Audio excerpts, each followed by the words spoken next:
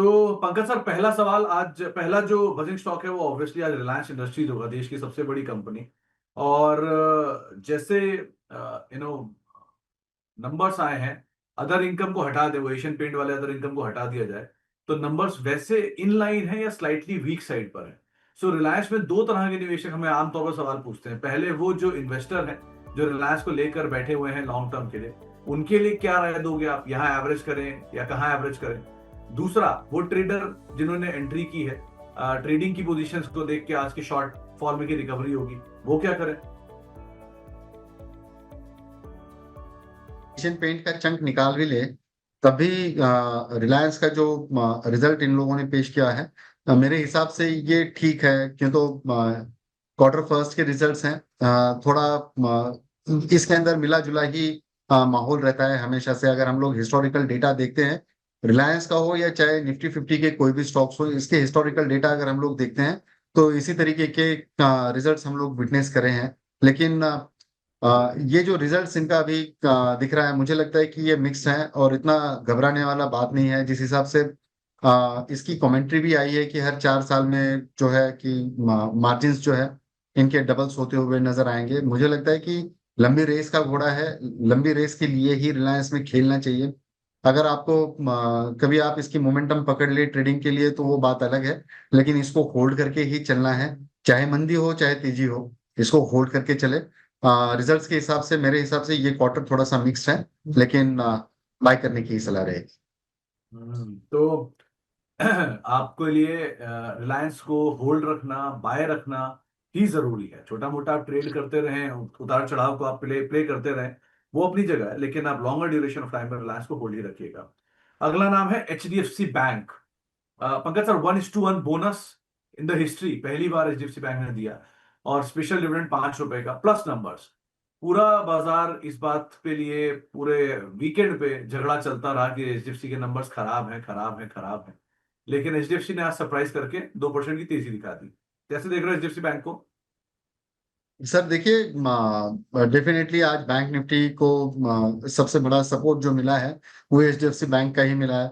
बहुत rare conditions ऐसी होती है कि कभी 2% 3% की तेजी जो है एचडीएफसी बैंक में देखने मिले।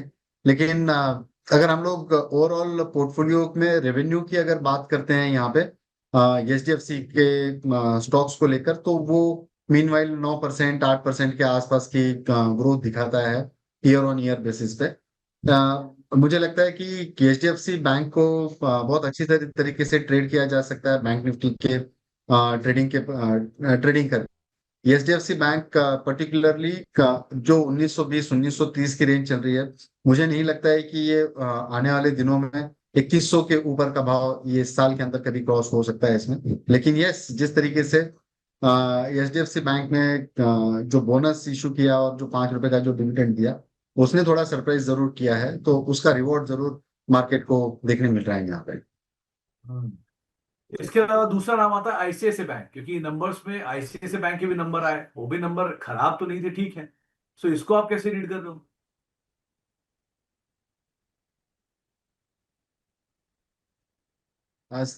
देखिए सुमित जी का आज के वॉल्यूम्स भी देख लीजिए इसके, आईसीआईसीआई बैंक के काफी स्ट्रांग है। अगर डेली टाइम फ्रेम के ऊपर अगर हम लोग बात करते हैं तो डबल राउंडेड बॉटम का एक फॉर्मेशन यहाँ पे बना हुआ है, और आज का हाई के वही लेवल है 65 66 का। मैं कैश की बात कर रहा हूँ यहाँ पे। आज की तो मान लो गैप ओपनिंग है यहाँ पे, तो कंप्लीटली ये सर्कल पूरा होता है। अगर 1470 के ऊपर ये स्टॉक इंट्राडे में अगर बंद होता है तो मेरे ख्याल से 1530 ₹1560 तक की रेंज यहाँ पे देखने मिलती है। आईसीआईसीआई बैंक और एचडीएफसी बैंक का जब हम कंपैरिजन करते हैं तो ट्रेडिंग के लिहाज से हमेशा, या पोर्टफोलियो के हिसाब से हमेशा, मेरा प्रेफरेबल बेट जो रहेगा वो आईसीआईसीआई बैंक की तरफ रहेगा। ओके। बैंकों में ना एक लंबी सूची है पंकज सर। आज अगला नाम है बंधन बैंक का। बंधन बैंक के भी नंबर आए, नंबर्स वीक हैं, करीब 65% मुनाफा गिरा। ये बैंक ऑलरेडी परफॉर्म नहीं कर रहा है स्टॉक वाइज, और अब नंबर भी कमजोर है, यहाँ क्या करें? सर देखिए, बंधन बैंक के अंदर जो कैंडल अभी बनी है वो इंडिसेसिव लग रही है। यहाँ पे डेली टाइम फ्रेम की बात करूंगा, मुझे लगता है कि आज के दिन का लो इसका एक थोड़ा सा इंपॉर्टेंट रहेगा। हम लोग थोड़ा सा उसके नीचे चलते हैं, 175 की जो रेंज है वो इसका एक फाइनल सपोर्ट रख के चलते हैं। स्टॉप लॉस मेंटेन करे। भले ही अभी इसके नंबर्स थोड़े मिक्स लगते हो, मैं इतना ज्यादा खराब नहीं मानूंगा, लेकिन इसका performance year on year basis के ऊपर अच्छा होने की संभावना लगती है मुझे। लेकिन still 175 closing daily time frame के ऊपर अगर क्लोज देता है तो इसको हम लोग वेट करके चलेंगे, और ऊपरी लेवल पे इसके टारगेट्स 195 और 200 तक के देखने मिल सकते हैं। हम्म। इसके बाद दूसरा नाम आता है बैंक्स में ही, एक एयू स्मॉल फाइनेंस बैंक। इसको आप कैसे देख रहे हो? एबीसी कैटेगरी में आ रहा है। जी, एयू स्मॉल फाइनेंस बैंक के अंदर एक देखिए, आरएसआई भी काफी स्ट्रॉन्ग रिजेक्शन यहाँ पे दिखाया है। मुझे लगता है कि इसकी जो लेवल है वो 725 तक ये एक बार आना चाहिए। यहाँ से 3-4% तक की और गिरावट एयू बैंक में देखने मिल सकती है। आज ओवरऑल 5.5% के आसपास ये स्टॉक गिर चुका है। मोमेंटम अगर इसका गिरने का कंटिन्यू रहता है यहाँ पे, तो 710 720 की एक रेंज है जहाँ पे हम लोग इसमें बाय करने का सोचेंगे। और अभी आरएसआई इसका 37-36 के आसपास का है, तो और भी गिरावट के थोड़े से जो है वो चांसेस बढ़ सकते हैं। यहाँ से 720 ये आइडियल टारगेट रहेगा कि वहां से हम लोग भी इसको बाइंग करके चलेंगे। ओके, और lastly RBL bank, same category ये भी। यहां पर भी सिचुएशन ऐसे ही है, नंबर्स के लिहाज से मुनाफा टूटा है, एनआई टूटा है। कैसे देख रहे हो आप आरबीएल बैंक को?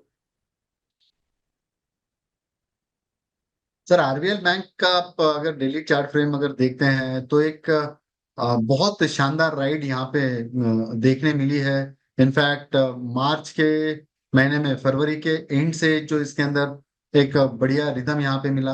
आप देखिए, अगर वेव्स जिस तरीके के बने हैं वो काफी कन्विंसिंग लग रहे हैं।